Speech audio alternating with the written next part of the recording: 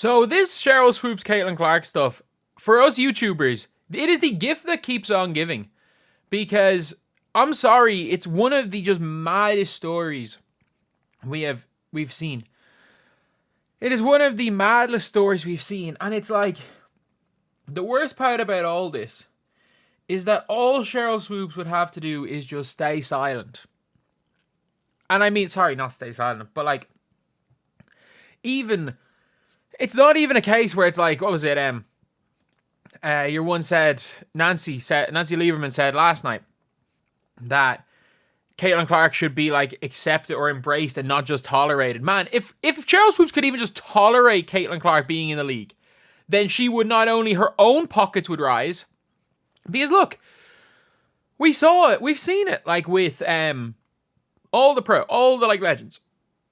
There is respect given towards them by most people. Like, you're acting like Maya Moore's jersey retirement ceremony wasn't a huge deal. You're acting like it wasn't Swing Cash, it was Cynthia Cooper taking a picture with Caitlin Clark and Kelsey Mitchell. It wasn't seen as a huge deal. Like, these players looked up to these players. Obviously, they're going to be excited about this. All you have to do is just simply tolerate Caitlin Clark. That's all she had to do. But she spent 2 years making stuff up about her, lying about her. And then once she comes into the WNBA, at first it's, oh, she's a shot chucker. And then people saying she doesn't need to say anything about Caitlin at all, or she's praised Caitlin Clark plenty of times. The last thing she said about Caitlin Clark was, again, implying that her and Katie Lou Samuelson were of equal importance to the Fever's rise, and also stating that she's only a good passer. Basically, a Kennedy Carter take, what does she do other than three-pointers? Basically, what does she do other than pass? That is what she has implied. I'm not going to paraphrase. I don't know the exact quote off the top of my head. That was what was implied. I'm not going to do an Al Duncan. If I do misquote slightly, retract an entire statement. But she was hardcore Caitlin Clark hating. Let's be real. It is what it is. And now, this one is, in my opinion, the funniest Sheryl Swoopes situation I have seen so far. So there is another YouTuber that covers, I will say, basically Fever stuff. And for anyone being like, oh, you're just a Fever fan, man, I cover plenty of other stuff. I cover plenty of non-Caitlin Clark videos, just 50% of them are Fever stuff. 50% of them are. Like, I will. There's plenty. Maybe not when she's playing a game every second day, but like, I cover the Sky too. I cover sometimes the Mercury. I'll cover the Dream trying to lose games. The Sparks trying to lose games. I'll make a Rakia Jackson video. Heck, I'll make Megan Gustafson videos. There's gonna be a free Kate Martin video right after this. But there is a YouTuber by the name of Adrian Ross Show, who, you see here, Sheryl Swoopes called me out. She just tweeted during the Chicago game, somebody check on Cheryl if you know, you know. And someone said, Adrian or Adriana, whatever you're calling yourself today, is this your resume? I dig deep but couldn't find much. Different names, spelled differently. So there's a different Adrian Ross. Sheryl Swoopes retweeted. So Sheryl Swoopes retweeted the wrong Adrian Ross. That is not me. Sorry you waste your time digging to come up with someone else. I knew there was a basketball player with the same name, but nope, not me. For some reason, people want to believe that Adrian Ross and I are the same person. We are not. I'm closer to your age, which I know because you would have been hard pressed to find a bigger fan of yours. Cooped on, like, that is hilarious. Okay, post your stats, Cynthia. This woman never said she was better than Cheryl. Cheryl Swoopes 53.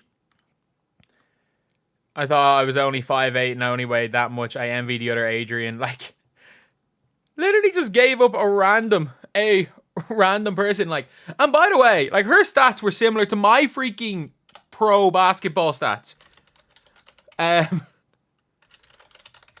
Again, context has to be taken in this scenario. I was 19 years old and I missed the entire season with a torn hamstring. I got played 4 games, 3 minutes a game. But man, I average more than that. I averaged 0.75 points per game. Heck, I was 100% from the field, 100% from 3. But I average more points per game than this in pro basketball.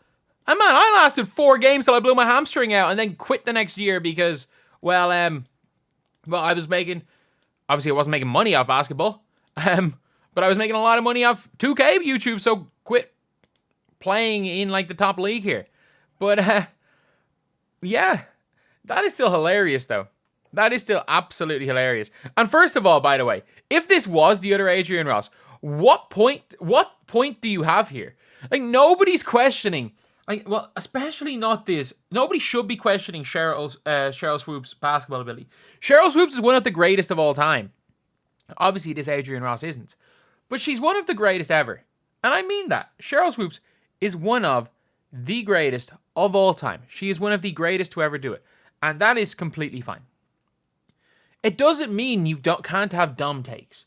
It doesn't mean you can't be just hating on a player. Draymond Green's a Hall of Famer. But, like, some of the stuff that he said and does with Rudy Gobert is embarrassing. It's absolutely embarrassing. And if you guys do want to see some of my takes on that, there is a channel where not Mick Talks Hoops, where it is Mick Hoops for NBA stuff, where I will be talking about stuff like that. And if you want to see, I'm pretty sure I've made Draymond Green videos. Draymond Green is an embarrassment to basketball. Like, I hate it. You can have dumb takes, doesn't matter how good you are, and I love Draymond Green as a player. Sheryl Swoopes, again, I'm a bit too young to remember Sheryl Swoopes playing. I only restarted watching the league in 2013 with the Elena Deladon, Skylar Diggins, Brittany Griner. Really hot. That was the last time there was a draft class almost as hyped as this draft class. But, like, the fact that she's there retweeting stuff, calling out the wrong Adrian Ross. And my favorite part is that the person who made this post, Adrian or Adriana, whatever you're calling yourself today, neither of these are Adrian with an E or Adriana. This is Adrian with an A. This name isn't even the same as the 2 names you said, whatever you're going by. But, like, that is one of my favorite retweets ever, that she got the wrong Adrian Ross. She got the wrong Adrian Ross. Oh my god, like, this is a story that keeps on giving. I'm sorry, this is the story that keeps on giving. Like, some of the responses, she called her out as well. You were one of my favorite players. You're supposed to be a leader supporting all WNBA players and its growth. Instead, you're letting bias get you. It's crazy the way people are speaking to you like you're not a legend. No, you're a legend. You can say dumb things and be a legend. It is what it is. Like, that's like saying that all those players that left the Loyola team because of her were wrong. Because she was a legend. And that is the craziest thing, is that Sheryl Swoopes is a legend. She will only be remembered for this.